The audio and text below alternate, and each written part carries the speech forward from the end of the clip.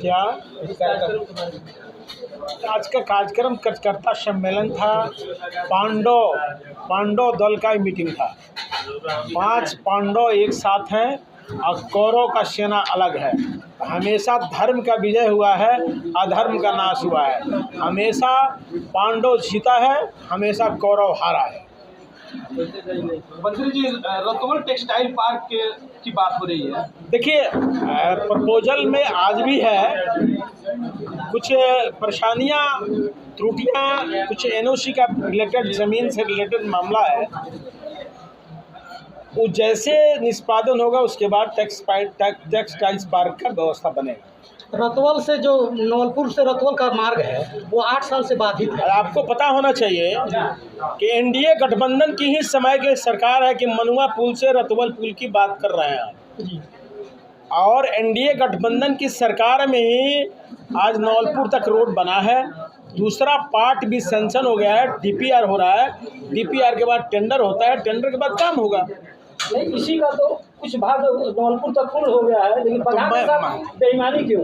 ऐसा क्यों बोलते हैं कि बगहा के साथ बेईमानी? अब जोगापट्टी के लोग कहना शुरू कर दे कि मेरे सामने नारायणीपुर नदी नहीं है, ये थोड़े मान लिया जाएगा। नदी पे पुल नहीं है, ऐसे थोड़े होता है भैया। बेईमानी नहीं है। एक रोड का 2 फेज बना। फर्स्ट फेज का काम हो गया है, सेकेंड फेज का टेंडर होने जा रहा है, उसका भी काम हो। मंत्री जी, बगहा में जिला के भी मांग जोर पकड़ने लगी है इस बार। देखिए, याद करिए, आपको याद होगा कि मैं हर मंच से बोला करता था कि आने वाले दिनों में ज़रूरत है हर ब्लॉक में डिग्री कॉलेज का। आईसी रतौल यही पतलार फील्ड में मैंने बोला था। और आज डीम प्रोजेक्ट में आदरणीय नीतीश जी के प्रोजेक्ट में है कि हर ब्लॉक में डिग्री कॉलेज बनेगा। उसी ढंग से याद करिए कि बगहा में डीम प्रोजेक्ट जिला का है। जब पूरे प्रदेश में ब्लॉक बनेगा, अनुमंडल नया बनेगा, जिला बनेगा, तो बगहा भी बनेगा। लेकिन मुख्यमंत्री जी ने तो एक बार जनवरी के एयरपोर्ट के बारे में क्या कहिए? एयरपोर्ट, एक आदमी एक सवाल, सब लोग अलग अलग, मैं बोल रहा हूँ, सुनिए।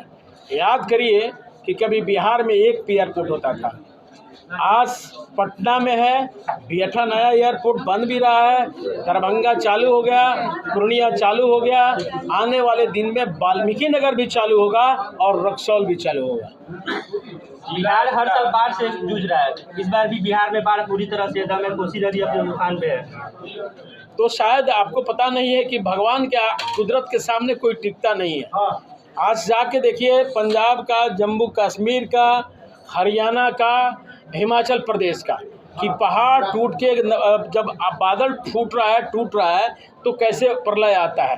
और वही पानी आके बिहार के पटना के अगल बगल, गांधी का जहाँ आपको गंगा की धार बही है, उसी के अगल बगल परेशानी है। आपके यहाँ तो पानी ही नहीं हुआ था। नारायणी हर साल कटाव करती है, हर साल पानी का अब प्रलय होता है, तो इस साल तो पानी ही नहीं हुआ। इस साल भीषण कटाव हुआ है, नरा हुआ वाल्मीकि नगर विधानसभा का नरा। देखिए, नदी अपना हर साल रुख बदलते रहती है और निश्चित रूप से कटाव को रोकने के लिए बिहार सरकार डीम प्रोजेक्ट बना के काम करती है।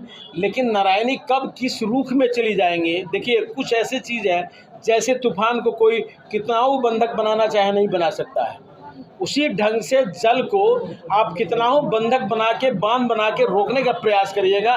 नदी जब काटना होता है तो अपने ढंग से काट ही लेता है। फिर भी उस पर बिहार सरकार नियंत्रण करने का प्रयास कर रही है। आने वाले दिन में हर हाल में बचाव होगा। एक प्रश्न और है, NH 727 का नव निर्माण पुनः हो रहा है परसौनी से मिसरौली तक। आगे सड़क बनते जा रही है और पीछे देखिए, नया निर्माण नहीं है, आपको पता होना चाहिए। मेंटेनेंस का रोड है, लेकिन फिर पीछे फिर मेरी बात सुन लीजिए। मेंटेनेंस का रोड है, 5 साल के लिए टेंडर हुआ है। 5 साल उसी कंपनी को मेंटेनेंस करना है। और बरसात के दिन में जब अलकतरा का पिचिंग होगा तो निश्चित रूप से उजरेगा। अब रोक दिया हो कॉन्ट्रैक्टर, फिर जब शुरू करेगा, बरसात डाउन होगा तो काम शुरू होगा। और आपको बताते हुए मुझे बहुत खुशी हो रहा है कि यही 727 पटना बेतिया हरबटका से और बगहा तक 727 4 लेन प्रशासनिक स्वीकृति डीपीआर कंप्लीट करके और भारत सरकार को भेज दी गई है। जल्द से जल्द उसका भी टेंडर होगा।